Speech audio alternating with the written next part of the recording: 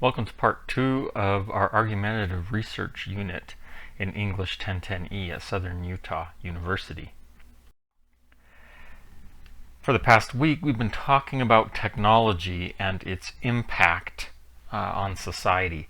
And you've been working in small groups that have been exploring how technology such as social media, online entertainment, and information sources can have a negative impact on people.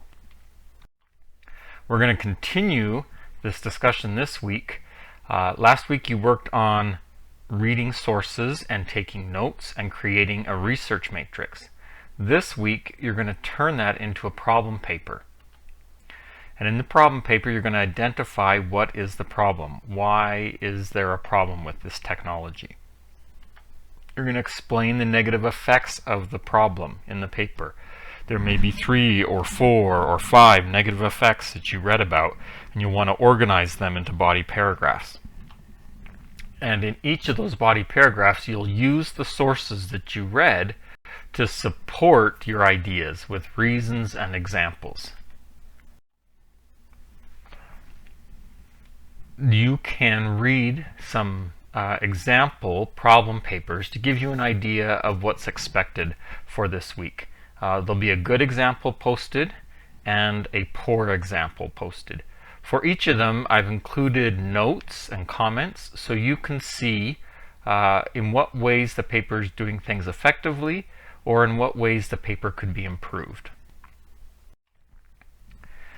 Let's take a moment and talk about MLA.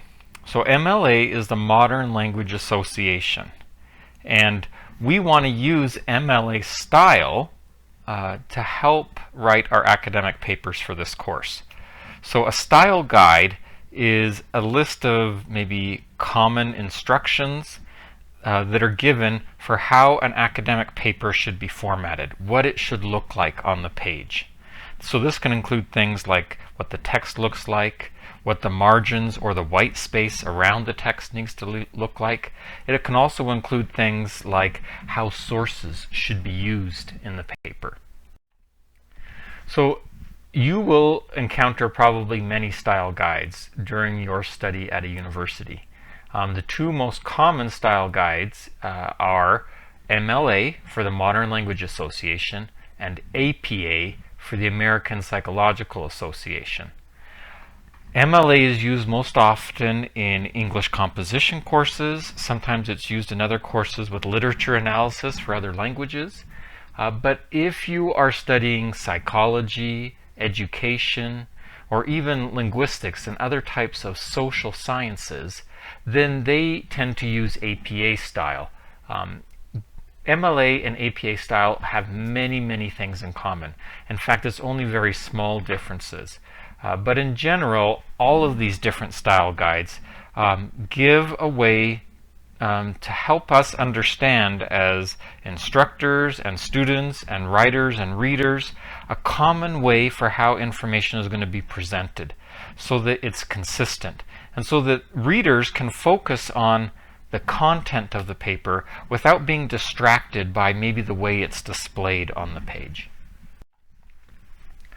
So as we've talked about, the MLA style guide includes things for the author's identification.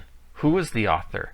If this is a student, what's the professor, the course, the date? And it includes something called the running head, which is a header at the top of each page that identifies the paper and the page number. It also can give guidance on text, how big the font should be. So MLA recommends a 12-point font. How big should be the spacing between each line, and MLA recommends double spacing. What the alignment should be like. So generally we like to see things that are usually left aligned, okay, so that the text mostly is in a straight line along the left margin. It also gives information on indentation. So a normal paragraph in MLA has first line indentation. So that first line, you hit the tab key on your keyboard if it doesn't do it automatically, and you get kind of about 5 space moved in from the edge. And that just makes it easier to identify and read paragraphs. it also gives guidance on how we should use references. And there's two ways that we often use references in academic writing. One of them is our in-text citations. These are references we make in our paragraphs to the sources to let the reader know this information here I learned from this source.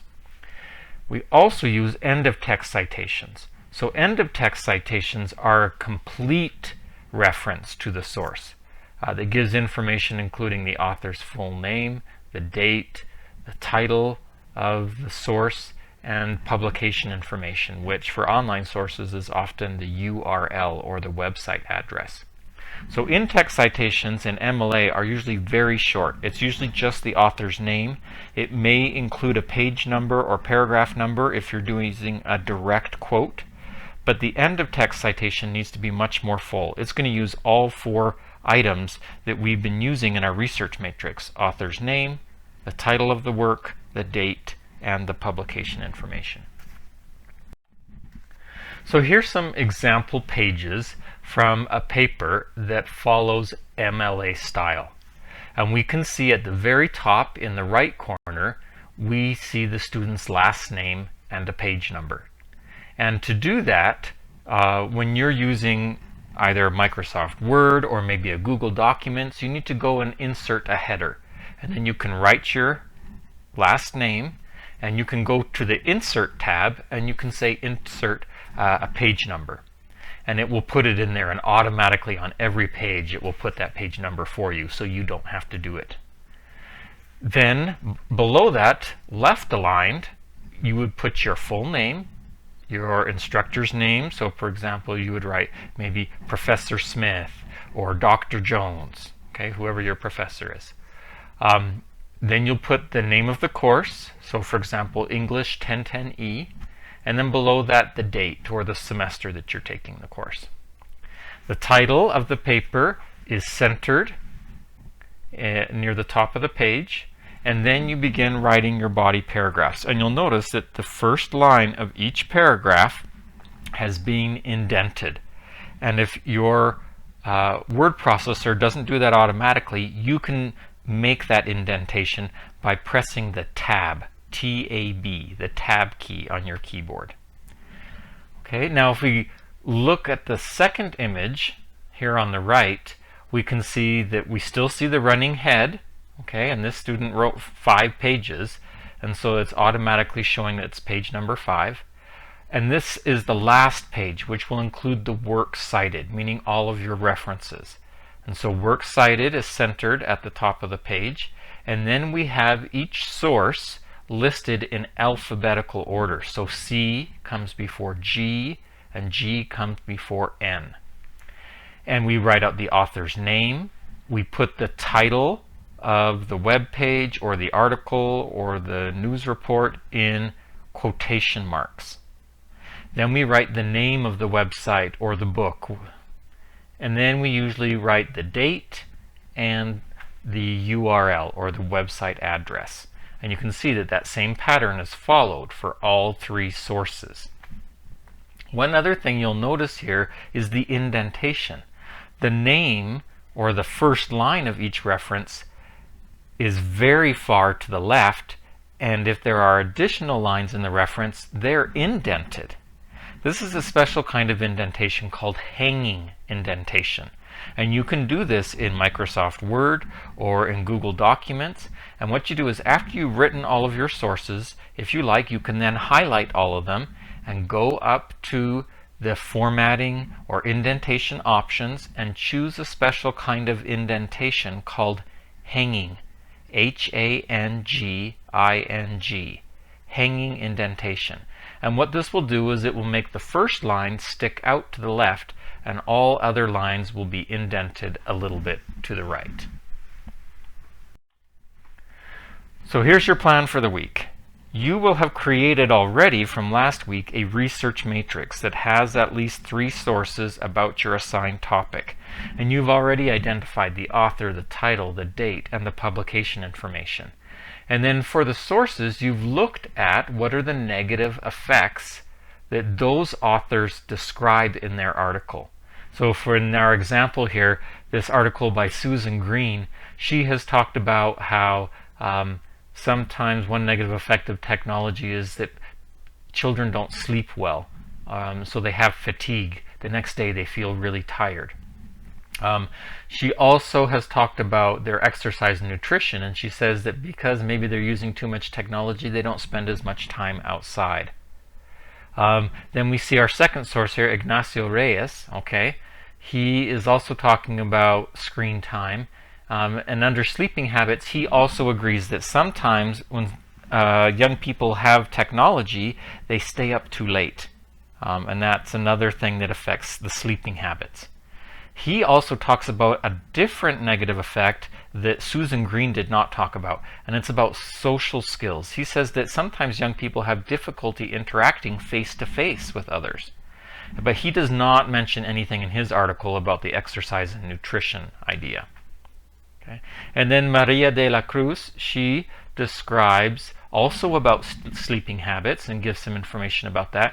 She doesn't say anything about social skills, but she does talk about exercise and nutrition. She talks about those who use screens a lot are more exposed to junk food ads or fast food ads, and that can be negative because then they want to eat food that's not healthy for them. She also talks about those who use screens a lot spend a lot of time sitting, and they're not walking or getting exercise as much. So already, after reading these sources, this student was able to identify 3 negative effects. And there was lots of information about negative effects related to sleep. There was only one source about negative effects to social skills, and there was a couple sources about negative effects to personal health, such as exercise and nutrition. Now this student could go and read more sources and see if they could find a source that talks more about social skills. Then they'd have more and deeper information on that topic. But 3 is enough. More than 3 is better if you have time. So what we need to do now is take this research matrix and turn it into an outline. So here's how we would take it. If we're using these 3 sources on the left, now on the right, we're going to create a word processing document where we know we're going to have an introduction paragraph, and we'll have to figure out what we want to put in that later. But we know that we're going to talk about 3 different negative effects because those were the 3 ones that our sources talked about. So with the sleeping habits one, we're going to have at least one section talking about sleeping habits. And we'll talk about how technology causes people to stay up late, and Reyes, Ignacio, he's the one who talked about that, or it causes them to have strange sleeping hours, and De La Cruz is the one that talked about that. So I'm putting those sources in there so that when I start writing my paper, I'll remember which ideas came from which source. So that way I can let the reader know that when I'm writing my paragraphs. There was another related idea that Green said that sometimes young people don't get enough hours of sleep because they spend too much time using technology. And so those are kind of 2 points within the big point of sleeping habits. Now in my next section, I'm going to talk about exercise and nutrition. I just felt like that was the best one to go with next. I'm going to talk about how they spend too much time sitting or staying inside, and my sources for that are Green and De La Cruz. And then I'm also going to talk about junk food ads. They see too much junk food ads, so that makes them want to eat lots of junk food, and they're not eating healthy. And my source for that idea comes from just De La Cruz. Then my last one I want to talk about is the social skills section, where I talk about how they can have difficulty interacting with their peers face to face because they're so used to using technology they feel nervous interacting with people when they have to look at them. And the source there is from Reyes. Okay, and then obviously I'll have a conclusion. So at this point, I know that I'm going to have at least 3 main sections in my paper, and my outline is based exactly on my research matrix. Now I can use this outline to help me draft my paper, and I'll probably have at least 5 paragraphs. It could be more depending on how many details I want to provide with some of these sections. So this is your goal this week. Go back, look at your research matrix, make sure that you have identified some common negative effects that each of your sources describes. Then you need to plan your outline. just like we just showed. Something simple like that that gets you started so that you know what topics you're going to write about and which sources are going to support each of those topics.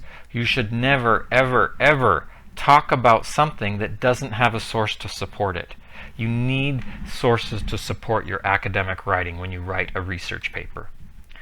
So then you'll go ahead, you'll write your paper, turn that outline into paragraphs, and then you'll submit it through Canvas. And that's your goal this week. If at any point you have any questions, please contact your instructor.